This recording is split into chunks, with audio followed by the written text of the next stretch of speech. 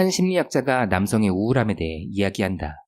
Male depression is completely different than female depression. Most of what we know about depression in kind of the media and the general public, so those feelings of sadness, etc., lying in bed all day, whatever, when we think of depression, that's actually female depression, and male depression looks completely different. What male depression looks like is more like going into work, working really long hours, coming home completely exhausted, just collapsing, waking up, doing it again. Socially withdrawing from friends and family, just not spending time with loved ones, things like that. Another feature of male depression is that there's typically a denial of pain. So in male depression, males will not be talking about sadness, they will not be talking about their pain. There's a complete denial of pain. Oftentimes anger. So anger is one of the only socially acceptable negative emotions that men are typically conditioned that they're able to feel. And so this is kind of the manifestation of their negative emotion is through anger. It's good to be aware that male depression looks nothing like female depression, and most of us are completely uneducated when it comes to male depression. 나는 이것을 듣고 깨달았다. 내 인생의 대부분의 순간에서 등장인물인 아버지의 대사와 행동에는 우울함이 적혀 있었다는 것을. 그리고 어쩌면 나도, 이 영상을 보고 있는 당신도 우울하다. 소녀는 불안했다. 낯선 공기를 뿜어내는 회색빛의 공간에서 어떤 감정을 꺼내야 할지 알 수 없었다. 그래서 주변을 둘러보며 소리쳤다. 도와주세요. 그러자 어른들이 다가와 소년에게 건넨다. 핑크색 드레스와 곰인형을. 이것을 입고 곰인형을 껴안고 있으면 마음이 괜찮아진다고 말해준다. 그렇게 얌전하게 기다리고 있으면 엄마가 데리러 올 거라고. 그럼 그때 엄마에게 너가 얼마나 잘 기다렸는지 자랑하면 될 거라고. 엄마는 그런 너를 흐뭇하게 바라보며 기특하다고 칭찬해 줄 거라고 가르친다. 소년의 본능은 알려주었다. 눈 모양을 초롱초롱하게 뜬 채 웃으며 대답하라고. 네, 알겠어요. 그래야 너의 속마음이 들키지 않는다고. 드레스를 찢고 곰인형을 던져버리고 싶은. 곰인형은 움켜쥔 채 과거를 떠올려 본다. 어쩌다 이렇게 되었을까? 소년이 원래 있던 곳은 하얀색이었다. 그곳에서 엄마의 스카프로 망토를 만들어 두른다. 그리곤 제법 멋지게 생긴 나뭇가지를 주워 잡아본다. 빛을 반사하는 이 하얀색 공간에선 소년에게 스포트라이트가 비춰진다. 근사하다. 저 멀리 엄마가 보인다. 엄마에게 다가가 한 바퀴 돌아보며 자신의 근사한 모습을 자랑한다. 엄마는 흐뭇한 미소를 보이며 소년의 머리를 쓰다듬는다. 이 느낌, 소년은 알게 되었다. 앞으로 자신은 이 느낌을 위해 살아간다는 것을. 세상에 나온 소년은 주변을 둘러본다. 다른 소년들의 나뭇가지와 망토를 자신의 것과 비교해본다. 초라함 혹은 우월함, 그것도 아니면 동질감. 이 세 가지 감정을 토대로 다른 모든 소년들을 분류할 수 있었다. 초라함을 느끼는 대상에겐 무릎 꿇고, 우월감을 느끼는 대상에겐 자비로워야 하며, 동질감을 느끼는 대상은 친구가 된다. 어쩔 수 없이. 이 어쩔 수 없음을 인정하기란 굉장히 찝찝했다. 그래서 포장지로 감싸고 그 위에 명찰을 붙인다. 우정. 동료가 없으면 살아남을 수 없던 시절 만들어진 이 오래된 본능은 소년으로 하여금 우정이란 거룩한 이름을 믿게 만들었다. 그렇게 소년은 나이가 들어간다. 하지만 철들지 않는다. 그리고 철들지 않은 소년은 세상이 보여주는 잔인함에 오장육부에서 올라오는 역겨움을 느낀다. 소년이 들고 있던 근사했던 나뭇가지는 깎여나가 초라해졌다. 조롱받기 두려워진 소년은 나뭇가지를 주머니 속에 감춰둔다. 소년이 두르고 있던 망토는 가래침으로 범벅이 되었다. 가슴 아플 엄마를 생각해 고이 접어 숨겨둔다. 세상이 소년에게 말해준 것, 네가 들고 있는 재능은 고작이라는 등급이며 조롱받고 싶지 않으면 주머니 속에 감춰버려. 네가 두르고 있는 꿈은 너무 건방지니까 뒤에서 침을 뱉어줄게. 엄마는 알면 안 된다. 그녀에게 소년은 근사한 나뭇가지를 들고 멋진 망토를 두른 영웅이고 싶으니까. 나뭇가지는 박살났고 망토엔 침이 묻었다는 걸 그녀가 알게 되면 세상의 역겨움이 그녀에게도 닿을 것만 같아 두렵기 때문이다. 가끔씩 그녀가 망토를 보자고 다가올 때면 성질이 난다. 가래침 묻은 망토를 자신있게 보여주지 못하는 그 미안한 만큼 짜증을 낸다. 그렇게 엄마와 거리를 두며 외로워진다. 폐잔병의 걸음걸이로 일상이라는 길을 걷던 소녀는 외로운 마음에 우정을 호출해본다. 친구들에게 하는 푸념 혹은 상담, 하지만 예민했던 소녀는 곧장 기억해낸다. 우정은 포장지였다는 사실을. 셋 중 하나의 반응을 볼 수 있었다. 사내놈이고 그깟 일로. 사내다움이란 채찍으로 나를 도와주려는 의도. 하지만 그 이면엔 자신이 얼마나 사내다운지를 과시하고자 당신을 그 비교 대상으로 삼으려는 저열한 욕망, 혹은 야 진짜 힘들었겠다. 앞으로 힘든 일 있으면 말해. 친절함으로 나를 도와주려는 의도.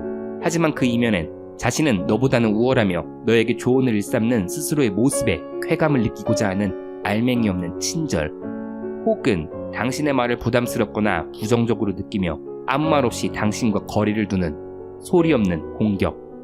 무엇이 되었든 예민해진 소년의 기감은 평소엔 알지 못했던 미묘한 지점에서의 진실을 알아차린다. 그렇게 깨닫는다. 그 누구에게도 힘들다고 말할 수 없다는 것을.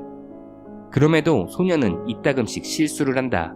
실수로 누군가에게 자신의 괴로움을 이야기한다. 술이 깬 다음날 혹은 답장이 없는 상대방의 반응에 후회한다. 내가 왜 그랬지? 후회는 민망함으로 변하고 민망함은 끈적인다. 끈적한 민망함은 심장 어딘가에 달라붙어 고름이 되고 고름은 터져 상처가 된다. 소년은 억울했다. 그리고 그 억울함은 분노가 되고 그 분노는 공격으로 나타난다. 허접한 누군가의 막대기를 보면 부러뜨리고 싶어지고 거창한 망토를 두른 놈의 뒤에서 침을 뱉는다. 위로를 요청하는 다른 소년을 만나면 반응한다. 사내놈이 왜 그러냐? 혹은 힘들었겠다. 앞으로도 힘든 일 있으면 말해. 혹은 소리 없이 공격한다. 그렇게 소년이 도착한 곳은 만인에 대한 만인의 투쟁. 검은색의 이곳은 소년의 하얀 세상과 섞여 회색이 된다. 소년은 느낀다. 무섭다. 두렵다. 아니, 솔직히 말해서 정말 외롭다. 누가 좀 도와주세요. 이때 소위 어른들이 다가와 알려준다. 깊고 솔직한 대화를 나누고 공감과 위로를 통해 서로 보듬어 주라고. 이것은 핑크색 드레스와 곰인형. 이걸 가지고 있으면 고통이 줄어들고 철든 어른이 될 수 있다고 말한다. 나는 이 지점에서 이야기를 찍고 난입해 이렇게 말하고 싶다. 핑크색 드레스와 곰인형은 소녀에게 어울리는 것. 소녀는 철들 필요가 없다. 소년이 들어야 할 것은 근사한 나뭇가지다. 남자들의 세상은 꽤나 잔인하다. 잔인한 세상에 내던져진 많은 소년들이 우울감과 함께 늙어간다. 하지만 이에 대한 사회문화적 솔루션의 색깔은 지극히 여성적이다. 공감과 포용의 가치, 폭력적인 남자들의 세상에서 이것을 사용하기는 쉽지 않다. 남자들의 기감은 잔인할 정도로 날카롭게 그 너머의 본심을 알아차리기 때문이다.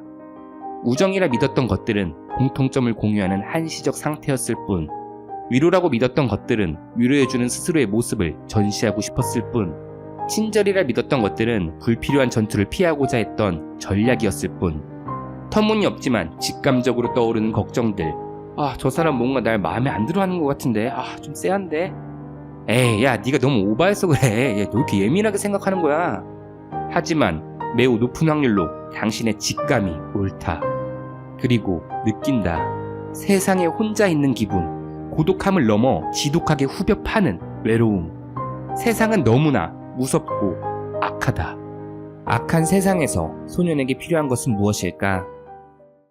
나뭇가지를 놓치지 않는 악력. 고양이를 떠올려보자. 고양이는 벌레나 작은 동물들을 장난으로 괴롭힌다. 다른 생명을 함부로 대하는 것은 악하지 않은가? 그렇다면 고양이도 악한가? 아니다. 고양이의 그런 행동은 매우 자연스럽게 느껴진다. 인간도 자연의 일부이다. 그렇기에 인간의 악한 모습도 지극히 자연스럽다. 악을 거부하는 태도로 악을 대하면 상처를 받는다. 세상이 온통 하얀색일 거라고 믿는, 아니 하얀색이어야만 한다고 생각하는 그 태도는 악이 포함된 자연스러운 세상, 검은 세상이 입장했을 때 당신의 하얀색은 섞여버려 회색이 되며 빛을 잃어버린다. 인간이 악한 것에 괴로워하지 말라. 당신의 악한 면모에 죄책감에 빠지지 말라. 이 모두가 전부 자연스러우니까. 악이 존재할 권리를 인정하자. 검정색의 배경도 당연시 여기자. 당신의 색깔을 하얀색으로 유지한 채 그곳에 입장하자. 그러면 당신은 밝게 빛난다. 검정은 당신의 빛을 돋보이게 하기 위한 자연 배경이다. 나뭇가지를 꽉 쥔 채 내면의 빛을 따라 나아가자. 혹여 당신의 여정이 상처 준 누군가에 대한 분노 때문에 괴롭다면 다음의 말을 떠올리자. 누군가 당신에게 해악을 끼치거든 안가품하려 들지 말고 강가에 고요히 앉아 강물을 바라보라. 그럼 머지않아 그의 시체가 떠내려올 것이다. 만약 끈적거리는 민망함이 심장에 달라붙어 조롱받을 두려움으로 바뀐다면, 그로 인해 숨이 막힌다면 다음의 말을 떠올리자. 두려움은 정신을 죽인다. 두려움은 완전한 소멸을 초래하는 작은 죽음이다. 나는 두려움에 맞설 것이며 두려움이 나를 통해 지나가도록 허락할 것이다. 두려움이 지나가면 나는 마음의 눈으로 그것이 지나간 길을 살펴보리라. 두려움이 사라진 곳에는 아무것도 없을 것이다. 오직 나만이 남아있으리라. 아침에 일어나 마주할 검은색을 두려워하지 말고 밝게 빛날 나의 흰색만을 생각하며 주머니 속에 감춰둔 나뭇가지를 꺼내들고 침으로 모욕당한 망토를 둘러보자. 기억하자. 당신의 나뭇가지는 숲이 될 수 있으며 망토에 묻은 침은 하늘을 나는 순간 씻겨나간다는 사실을. 하늘을 날아 소년에게 다가가자. 소년의 손을 잡고 이렇게 말해보자. 너는 커서 내가 될 거야. 그렇게 당신은 자기 확신을 소유한다.